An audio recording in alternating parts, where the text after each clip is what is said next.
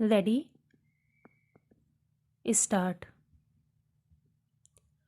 बरसों से जागरूकता अभियानों, विज्ञापनों, लेखों आदि के जरिए बाल विवाह की वजह से जीवन पर पड़ने वाले दुष्प्रभावों के बारे में बताया जा रहा है।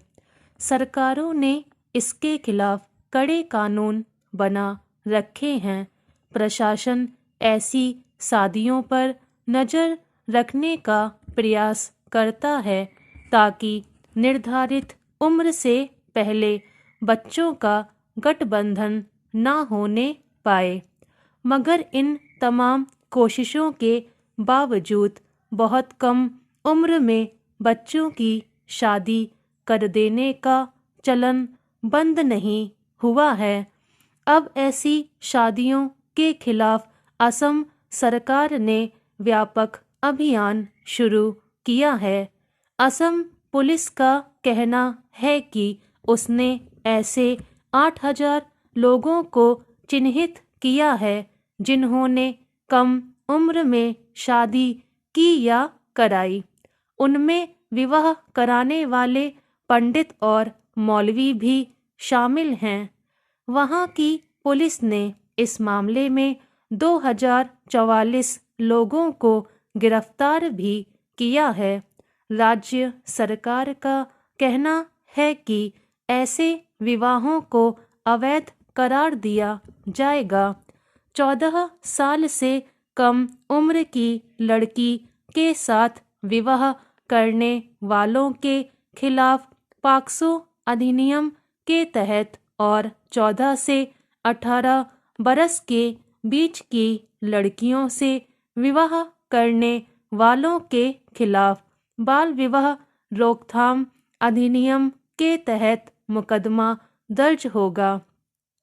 हालांकि असम सरकार की इस सख्ती से वहां के प्रभावित लोगों में नाराजगी देखी जा रही है।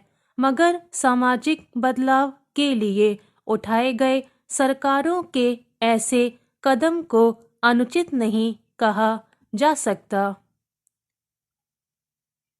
बेशक देश में साक्षरता दर बढ़ी है, लड़कियों को पढ़ा लिखा कर सशक्त बनाने पर जोर है, इसका असर भी काफ़ी देखा जा रहा है।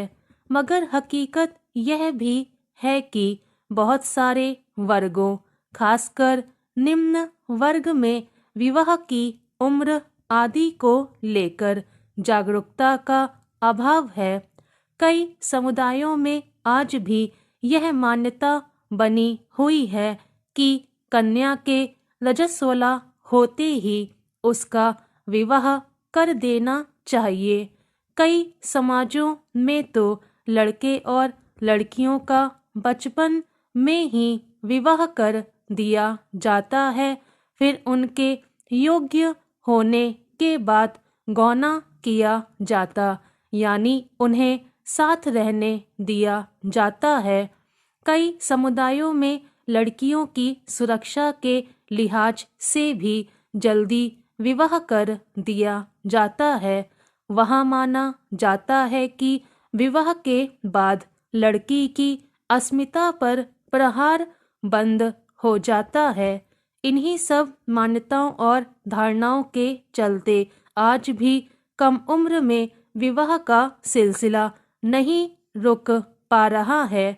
मध्य प्रदेश में तमाम कड़ाई के बावजूद हर साल अखा तीज के दिन बहुत सारे नाबालिगों की शादियां कर दी जाती हैं। मगर वैज्ञानिक तथ्य यह है कि कम उम्र में लड़कियों का विवाह कर देने और फिर उनके मां बन जाने का सीधा असर उनके स्वास्थ्य पर पड़ता है। वे जीवन भर शारीरिक रूप से कमजोर और बीमारियों से घिरी रहती हैं। वे स्वस्थ बच्चों को जन्म नहीं दे पाती। कम उम्र में ही उनकी मौत हो जाती है। शिशु और मातृ मृत्यु दर पर काबू पाना इसी वजह से चुनौती बना हुआ है। ऐसे में असम सरकार का बाल विवाह के विरुद्ध अभियान उचित ही है, मगर इस कड़ाई में उसे यह देखने की जरूरत होगी कि जिन परिवारों के एकमात्र कमाऊ सदस्य इस अभियान में गिरफ्तार होंगे, उनके परिवार का भरण पोषण कैसे चलेगा। राज्य सरकार को विरोध भी इसी वजह से झेलना पड़ रहा है, पर इससे न सिर्फ वहाँ बल्कि दूसरे राज्यों के लोगों को भी एक सबक तो मिलेगा कि कम उम्र में विवाह करने या कराने के क्या दुष्परिणाम हो सकते हैं।